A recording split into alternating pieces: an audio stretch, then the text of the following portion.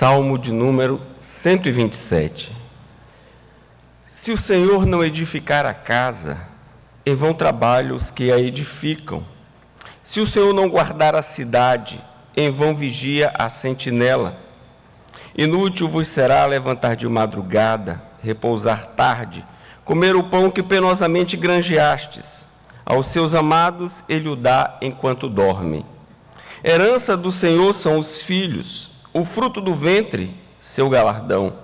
Como flechas na mão do guerreiro, assim os filhos da mocidade. Feliz o homem que enche deles a sua aljava. Não será envergonhado quando pleitear com os inimigos à porta. Amém. Nesta noite eu gostaria de compartilhar com os meus irmãos um sermão voltado para o aspecto familiar, voltado para o aspecto conjugal. E o título do sermão é uma adaptação de uma palestra que eu tive a oportunidade de proferir. E o título do sermão é Família, obra da graça de Deus. Família, obra da graça de Deus. E eu começo então trazendo aqui um pensamento que também foi adaptado. O pensamento original está aqui devidamente apresentado. Porém, eu tive que fazer as adaptações para o momento, para a oportunidade desta mensagem. E a expressão é a seguinte: estou fazendo de tudo para prolongar meu casamento e preservar minha família, na esperança de que, algum dia, alguém me dirá por quê. Eu vou repetir. Estou fazendo de tudo para prolongar meu casamento e preservar minha família, na esperança de que, algum dia, alguém me dirá por quê. Esta é uma situação que parece ser muito distante do nosso cotidiano, do nosso meio evangélico, porém nós estamos a perceber pelo andar da carruagem, pelo desenvolvimento das rupturas familiares no seio da igreja, que é algo também presente e, infelizmente, muito presente. Muitas famílias, as pessoas estão ali convivendo, mas elas objetivamente não sabem por que estão convivendo. As pessoas estão juntas, mas elas não sabem por que estão juntas, ainda que estejam lutando para preservar, para manter aquela união familiar. Nós precisamos, como cristãos, nós precisamos, como filhos de Deus, observar o propósito, observar o sentido, observar o direcionamento que a Escritura nos oferece para a vida conjugal e para a vida em família. Salomão, o autor do Salmo de número 127, ele vai nos apresentar, então, Deus como sendo a origem da família. A família é uma obra divina e não uma invenção humana. A família tem a sua origem no próprio Deus, que resolveu estabelecê-la para o louvor da sua glória. Mas Deus é o diligente provedor dos recursos para suprir as necessidades das famílias. É Deus quem, na sua misericórdia, concede os meios, os recursos, para que as diversas necessidades sejam supridas. Deus é o sábio governante que instituiu princípios, que instituiu regras, que instituiu leis, para que a família fosse bem governada, fosse bem conduzida, pudesse viver com alegria, em exultação, em exuberância, como decorrência da sua sábia e legítima vontade. Deus é o amoroso salvador da família. Quando o projeto original foi afetado, foi atingido pelo pecado no Éden, Ele não deixou os nossos primeiros pais e, consequentemente, os seus descendentes no estado de pecado e de miséria. Antes, por meio do seu Filho, que na eternidade já havia se oferecido para a nossa redenção e para a restauração de todas as coisas, Ele, por meio de Cristo Jesus, então, salvou famílias. Ah, meus amados irmãos, a palavra de Deus nos mostra a centralidade do próprio Deus no seio, no desenvolvimento, no bem-estar, no encaminhamento da família. Nós precisamos volver o olhar para as Escrituras, para retirar das Escrituras e a partir das Escrituras as orientações para que a união conjugal, para que a vida em família esteja de acordo com o propósito de Deus e nós então possamos experimentar aquilo que Ele planejou para que vivenciássemos de forma exuberante. Portanto, espero eu, pela misericórdia de Deus, que a mensagem desta noite sirva para aqueles que são casados recentemente, para aqueles que já experimentam alguns anos de vivência conjugal, para aqueles que possuem muitos anos de experiência conjugal, mas também para aqueles que estão namorando, para aqueles que são noivos e pretendem casar, porque efetivamente volver o olhar para Deus e descobrir a partir das Escrituras as suas orientações é o que vai permitir-nos sempre viver de forma graciosa em família. Salomão, como um judeu, ele sabia exatamente qual o princípio que Deus havia ordenado para que a família pudesse desenvolver-se. Então, volvemos o nosso olhar para Gênesis, no capítulo 1, a partir dos versos 26 e 28, e temos aqui o projeto de Deus para cada família, para todas as famílias. Acompanhe a leitura do texto bíblico. Também disse Deus: façamos o homem à nossa imagem, conforme a nossa semelhança. Tenha ele domínio sobre os peixes do mar, sobre as aves dos céus, sobre os animais domésticos, sobre toda a terra e sobre todos os répteis que rastejam pela terra.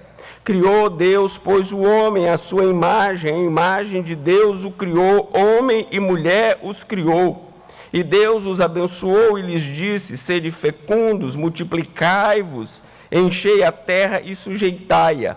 Dominai sobre os peixes do mar, sobre as aves dos céus e sobre todo animal que rasteja pela terra. Conhecedor, então, da orientação divina, ele, inspirado pelo Espírito, agora no Salmo de número 127, retrata, então, esta grandeza de Deus na organização, no sustento, na provisão e no socorro à família. Então, para que nós possamos viver de forma ordenada, para que nós possamos ter consciência de qual o sentido de vivermos no âmbito conjugal e no âmbito familiar, precisamos nos lembrar imediatamente que Deus nos constituiu para que pudéssemos refletir a sua imagem como comunidade. O Deus em que nós cremos é um só, porém ele subsiste em 3 pessoas: Pai, Filho e Espírito Santo.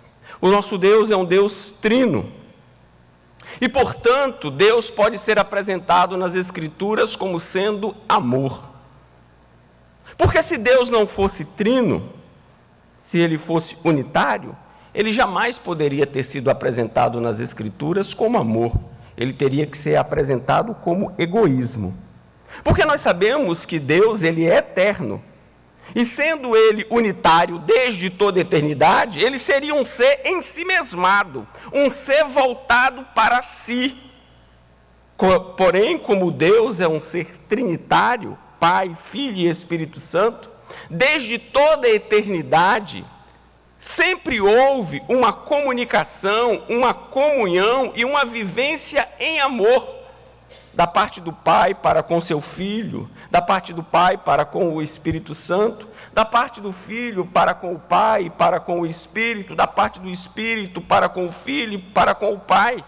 Sempre houve comunhão, sempre houve comunicação, sempre houve integração. E quando Deus nos constituiu a sua imagem e semelhança, quando Deus constituiu os nossos primeiros pais e ordenou que eles estivessem juntos na constituição de uma família, sendo eles diferentes em tantos aspectos, eles deveriam, apesar das suas diferenças e individualidades, eles deveriam refletir o aspecto comunitário do ser de Deus, do ser trinitário de Deus. Então, como famílias, nós devemos refletir, sim, a glória de Deus, por meio deste aspecto comunitário. Este aspecto que tem sido tão desprezado, este aspecto que tem sido tão relegado, este aspecto que tem sido tão esquecido. Não são poucas as vezes que no seio familiar falta o que há de mais básico, como, por exemplo, o diálogo. Quantos são aqueles que não conversam mais com os seus familiares? O esposo que não está mais a dialogar com a esposa, a conversar com a esposa, a buscar, a saber as coisas básicas e comuns, as coisas mínimas do seu cotidiano. Como faz bem no seio da família, na vida conjugal, uma conversa simples, uma conversa informal, uma conversa despretensiosa, porém uma conversa que reflete cuidado, que reflete carinho, que reflete atenção, que reflete afeto. Quantas vezes estamos juntos no mesmo espaço físico, mas tão distantes, não havendo qualquer diálogo, não havendo qualquer tratativa, não havendo qualquer entendimento. Refletimos a glória de Deus no seu aspecto comunitário, como família, como casal, quando damos atenção, sim, ao diálogo, à conversa, quando temos interesse pelo outro e buscamos nos aperceber daquilo que faz toda a diferença para aquele que está ao nosso lado. Muitas vezes a residência se transformou em um hotel, onde as pessoas se encontram apenas para que possam dormir. Cessou todo o interesse por assuntos comuns, cessou todo o interesse por saber a opinião, por saber a intenção, por conhecer os projetos do outro. Isso sim, quando nós estamos em família, buscando de forma comunitária o conhecimento e o diálogo, nós estamos refletindo a glória de Deus. Mas quando nós nos portamos de uma forma isolacionista, de uma forma egoísta, quando nós nos portamos de maneira ensimesmada, onde só interessa e só importa a nossa opinião, a nossa posição, a nossa convicção e a nossa decisão, nós não estamos glorificando a Deus e não estamos vivendo em família conforme o seu propósito, conforme o seu querer. Por isso nós precisamos conversar mais uns com os outros dentro de casa, para que possamos refletir o aspecto comunitário que sempre houve no seio da Santíssima Trindade, desde toda a eternidade, e para o qual nós fomos capacitados pelo próprio Deus. Quantas vezes falta afeto? É correto que nós possamos trazer a questão do envolvimento trinitário para o nosso dia a dia, para o nosso aspecto. Nós pegamos o princípio básico da relação comunitária na Trindade e trazemos para aquilo que é prático e trazemos para aquilo que é real dentro de uma família, na vivência de um casal. E o afeto é algo que tem faltado na relação conjugal, que tem faltado na relação familiar. Muitos casais já não se tocam, já não se abraçam, já não se beijam. Sabe por quê? Porque falta afeto. Abraçar, beijar, é demonstrar carinho, é demonstrar atenção, é demonstrar amor.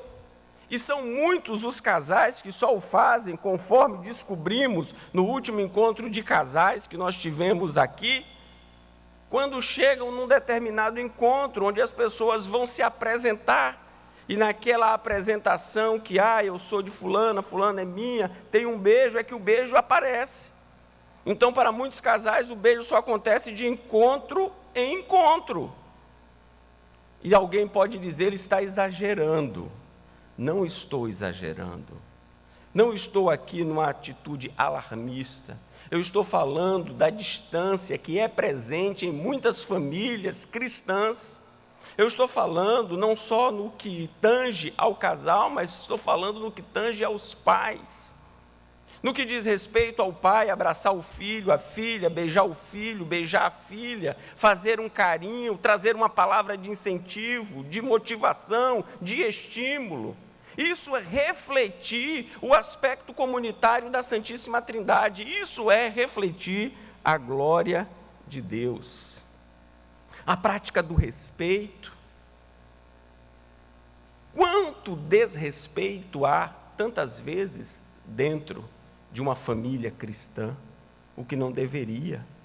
Desrespeito não só que acontece por meio de respostas duras, respostas inclementes, críticas ácidas, mas também desrespeito que se dá por meio da indiferença, do desdém, do ignorar, do não dar atenção.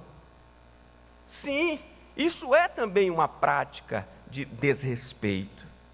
E nós fomos constituídos para respeitar. A esposa respeitar o esposo respeitar a esposa, os pais respeitarem os filhos respeitarem os pais.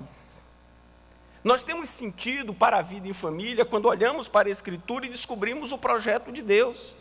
E o projeto de Deus é que nós venhamos a refletir a sua imagem por meio de uma convivência comunitária intensa, dinâmica e abençoadora, que traga a cada um dos participantes da família a alegria de conviver no seio familiar. Muitas pessoas passam muito tempo desenvolvendo atividades eclesiásticas. Não é porque elas são mais santas do que as outras, é porque elas preferem ficar muitas vezes envolvidas nas atividades eclesiásticas do que em casa. Elas se sentem mais à vontade convivendo nas atividades eclesiásticas do que com os seus familiares. E o projeto de Deus não é para que nós venhamos nos sentir mais à vontade na igreja do que em casa. O projeto de Deus é que nós venhamos nos sentir mais à vontade em casa. Tenhamos alegria em casa. Tenhamos regozijo em casa. Estejamos a ver as horas que estão faltando para que possamos chegar em casa, para beijar a esposa, para beijar o esposo, para abraçar os filhos, para dizer o quanto eles são importantes para nós. Quer sentido para a família? Volva seu olhar para as Escrituras e perceba que Deus nos criou para que possamos refletir a sua imagem, e assim o faremos por meio do exercício de uma vida comunitária, dinâmica, imitando aquilo que a eterna Trindade sempre executou. Mas nós temos mais um desafio, é reproduzir a imagem de Deus, não apenas refletir a imagem de Deus. Volte-se para o texto bíblico, capítulo 1 de Gênesis, veja o versículo de número 28, a parte A do versículo. E Deus os abençoou e lhes disse: sede fecundos, multiplicai-vos. Como é que nós reproduzimos a glória de Deus, a sua imagem, por meio da família? Reproduzimos, enquanto pais, por meio dos nossos filhos. Os nossos filhos, eles são criados à imagem e semelhança do Criador. Quando nós temos os nossos filhos, nós estamos sim num projeto de reproduzir a imagem daquele que é Senhor de toda a criação.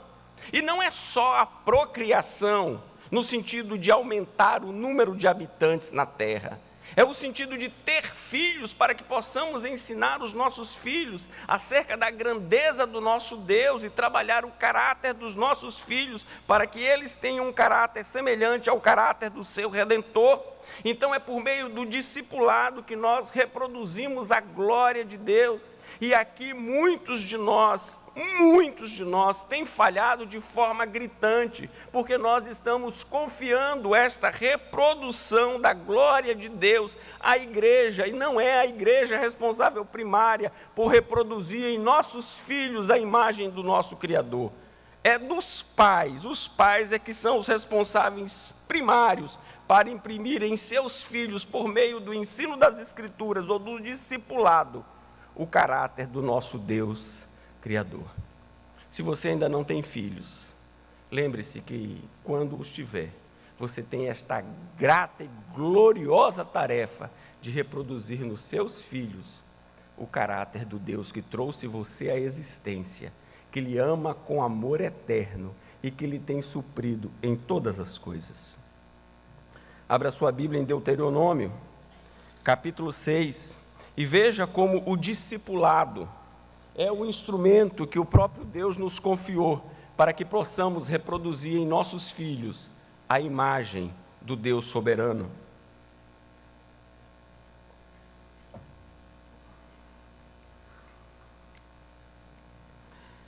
Vejamos o texto de 4 a 9 do capítulo 6. Ouve, Israel, o Senhor nosso Deus é o único Senhor. Amarás, pois, o Senhor teu Deus de todo o teu coração, de toda a tua alma e de toda a tua força. Estas palavras que hoje te ordeno estarão no teu coração. Tu as inculcarás a teus filhos e delas falarás assentado em tua casa, e andando pelo caminho, e ao deitar-te e ao levantar-te. Também as atarás como sinal na tua mão, e te serão por frontal entre os olhos, e as escreverás nos umbrais da tua casa e nas tuas portas. Veja como este discipulado ocorre na mente, ocorre no coração, ocorre nas mãos, ocorre por meio daquilo que nós pensamos, ocorre por meio daquilo que nós sentimos, ocorre por meio daquilo que nós fazemos, daquilo que nós executamos.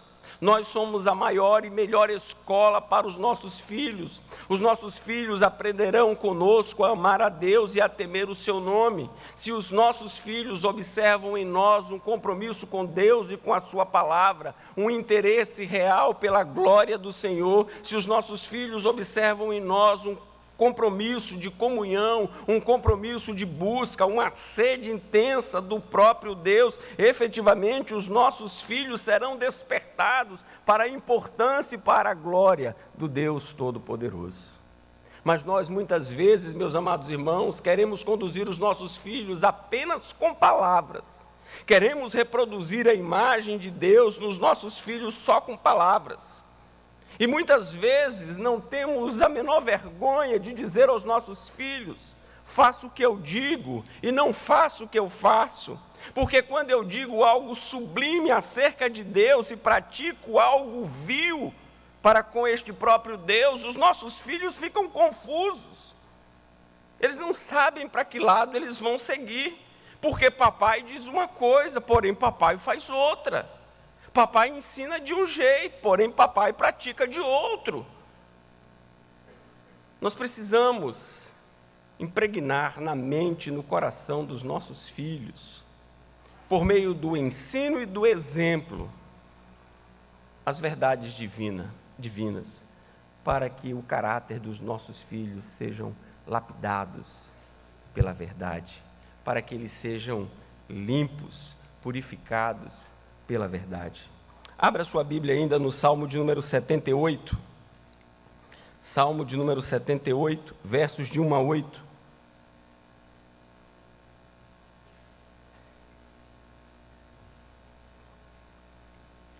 Escutai, povo meu, a minha lei. Prestai ouvidos às palavras da minha boca. Abrirei os lábios em parábolas e publicarei enigmas dos tempos antigos. O que ouvimos e aprendemos, o que nos contaram nossos pais, não o encobriremos a seus filhos. Contaremos à vindoura geração os louvores do Senhor e o seu poder e as maravilhas que fez. Ele estabeleceu um testemunho em Jacó, instituiu uma lei em Israel e ordenou a nossos pais que os transmitissem a seus filhos, a fim de que a nova geração os conhecesse. Filhos que ainda hão de nascer se levantassem, por sua vez os referissem aos seus descendentes, para que pusessem em Deus a sua confiança e não se esquecessem dos feitos de Deus, mas lhe observassem os mandamentos. E que não fossem como seus pais, geração obstinada e rebelde, geração de coração inconstante e cujo espírito não foi fiel a Deus. Reproduzir a imagem gloriosa de Deus significa que nós estejamos a discipular os nossos filhos para que eles conheçam a Deus e vivam plenamente a aliança que o próprio Deus estabeleceu com o seu povo. Mas ainda há um outro aspecto que Salomão conhecia muito bem. no que diz respeito à centralidade de Deus como base, como eixo, como diretriz para uma família. Refletir a imagem, reproduzir a imagem e representar este governo de Deus. Quando nós volvemos a nossa Bíblia e retornamos aqui a Gênesis, no capítulo de número 1, na parte B do versículo 28, nós temos: dominai sobre os peixes do mar, sobre as aves dos céus e sobre todo animal que rasteja pela terra. Nós precisamos, meus amados irmãos, ensinar aos nossos filhos que o governo de Deus que nos fora confiado aqui na terra deve ser exercido de acordo sempre com a sua vontade. Isso significa que nós devemos preparar os nossos filhos para confrontar o mundo e os seus conceitos.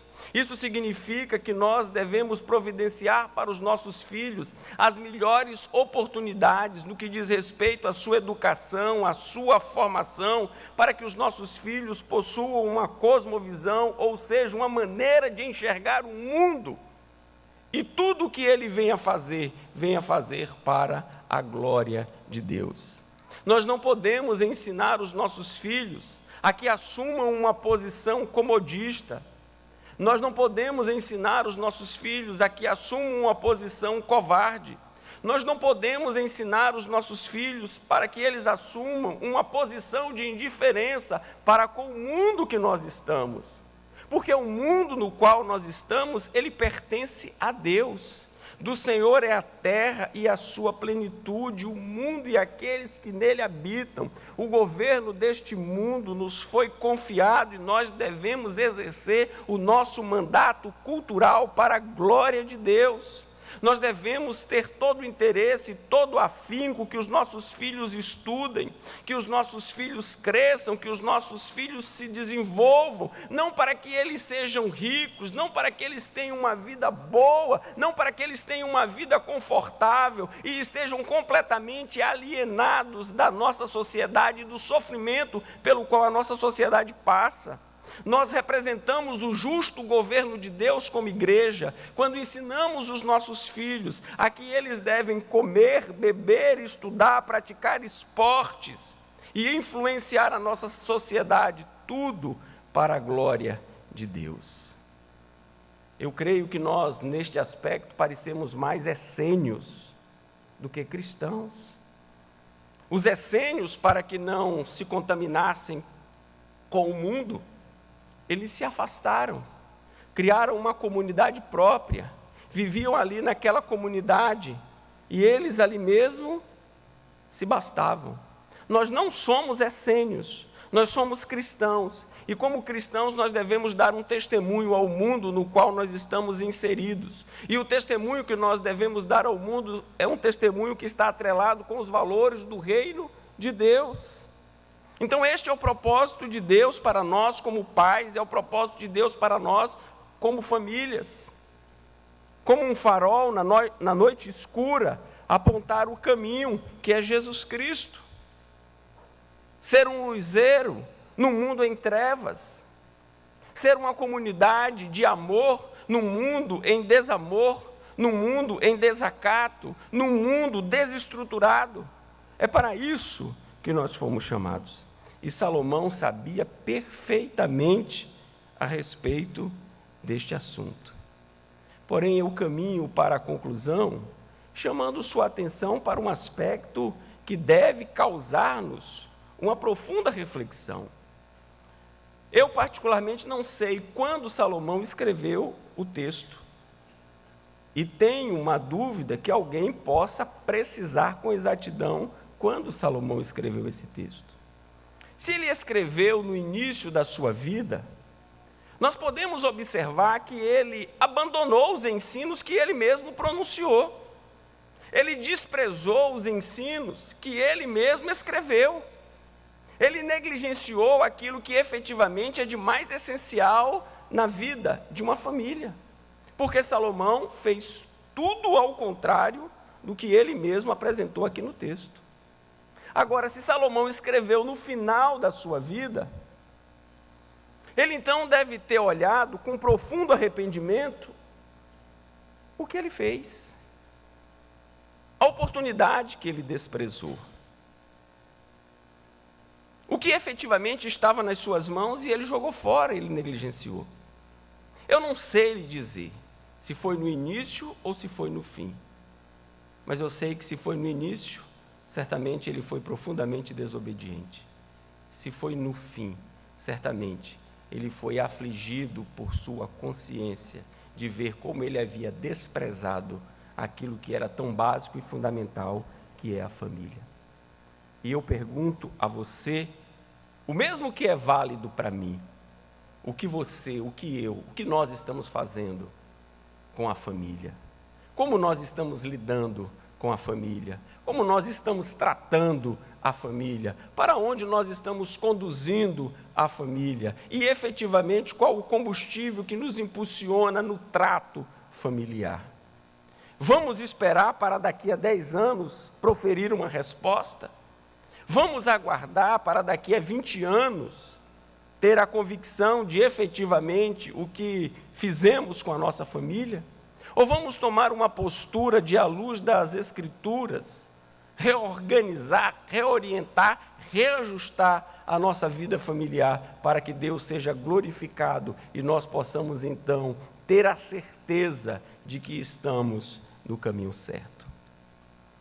Salomão, ao expressar a magnitude e a glória de Deus no trato da família, ele deixa bem claro nestas duas partes que o texto apresenta.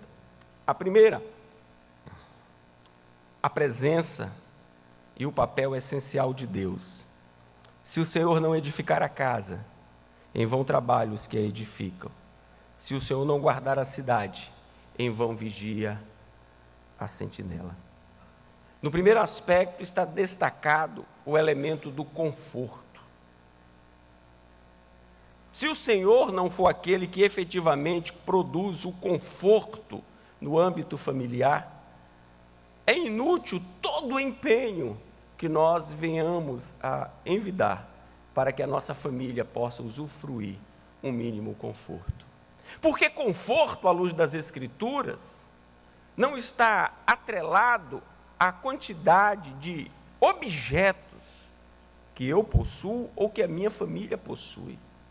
Muitas vezes nós estamos desesperados numa corrida frenética, buscando adquirir objetos, coisas, para que estas coisas, estes objetos possam trazer algum conforto para a família.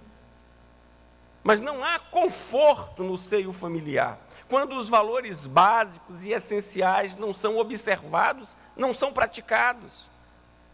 Por isso não adianta ter luxo, por isso não adianta ter riqueza, por isso não adianta ter bens, se isso não for cercado, não for envolvido por aquilo que há de mais elementar, que é o amor. E então Salomão deixa isso claro aqui no texto, que se o Senhor não edificar a casa, se não for Ele que venha produzir o conforto, é vão todo o empenho do homem. Mas ele busca um outro elemento do cotidiano. Se o Senhor não guardar a cidade, em vão vigia a sentinela. Podem ser muitas as sentinelas. Podemos redobrar a segurança. Podemos ampliar os mecanismos, objetivando evitar a presença do intruso. Porém, certamente, se não houver a bênção de Deus, nada funciona, nada dá certo, nada se concretiza, nada tem o êxito esperado. Quantas e quantas vezes nós estamos levantando muros para proteger a nossa família, nós estamos instituindo seguranças para proteger a nossa família, e nós estamos nos esquecendo do mais essencial, do mais vital, do mais necessário.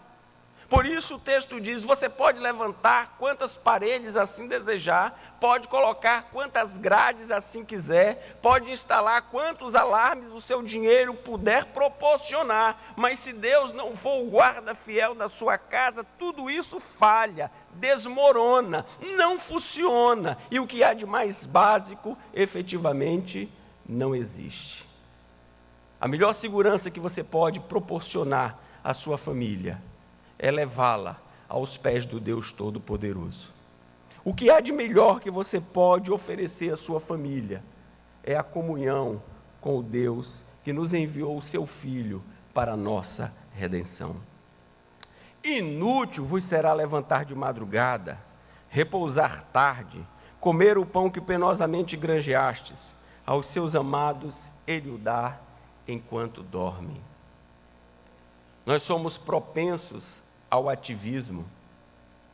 Nós somos muitas vezes afeitos à ansiedade.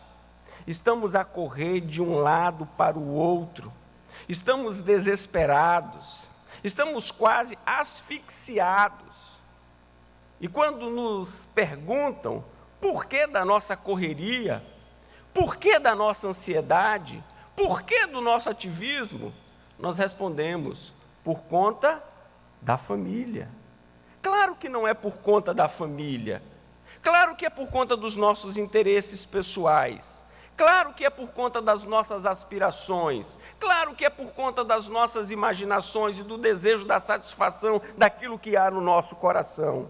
Porque não justifica sacrificar o que é principal por conta de uma atenção exagerada ao que é secundário. Por isso, aqui ele reflete corretamente que é inútil todo esforço à parte de Deus. Ele não terá nenhum sucesso, ele não terá êxito, porque Deus coroa aos seus amados enquanto eles descansam, enquanto eles repousam, enquanto eles aguardam por sua mão providente. O melhor que nós podemos fazer por uma vida em família que glorifique a Deus é efetivamente nele esperarmos. O salmista finaliza aqui dizendo que os filhos, eles são herança do Senhor.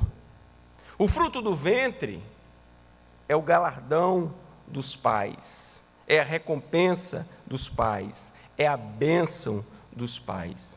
E é por isso que nós devemos, então, como eu disse no início, discipular os nossos filhos, para que ao longo de toda a nossa caminhada, a presença dos nossos filhos venha refletir grande alegria na nossa convivência. Ele fecha aqui o salmo dizendo que aqueles que efetivamente estão a refletir nos seus filhos a imagem de Deus, percebem o seu crescimento contínuo, percebem o seu desenvolvimento diário, e esse desenvolvimento traz ao coração dos pais a felicidade e a alegria de perceberem, de constatarem que criaram os seus filhos, não para si, mas criaram seus filhos para a glória de Deus. Os filhos, eles não nos pertencem. Deus nos confiou para que nós pudéssemos discipulá-los, para que eles sejam flechas nas mãos do Deus Todo-Poderoso, em meio a uma sociedade que vive sem norte, sem rumo e sem direção.